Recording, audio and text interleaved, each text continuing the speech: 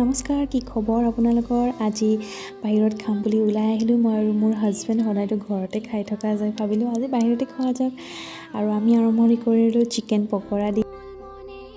পকৰা দোকানখনৰ ওচৰতে আছিলে, ব্ৰেড চপ আৰু ঘুগুনি বনাই ক'ব লাগেনে আৰু খাই দিলোঁ।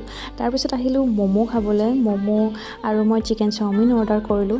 চিকেন চাওমিনটো মোৰ বহুত জ্বলা দি খাব মন গৈছিল, সেইকাৰণে ঢেৰ চাৰা মই জ্বলা ঢালি ল'লোঁ, কিন্তু বেছি জ্বলা হৈ থাকিলে। তাৰপিছত দাদাজনক খুজি পেলাই আকৌ মই মেয়নিজ ল'লোঁ, চব মিক্স কৰি চব খাই দিলোঁ আৰু।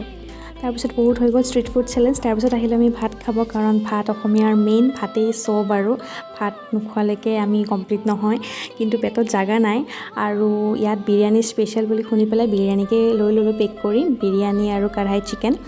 তাৰপিছত এয়া মই ঘৰ আহি পালোঁ, আৰু শেষত খাবলৈ মই এখন মিঠা পানো পেক কৰি লৈ আহিছোঁ।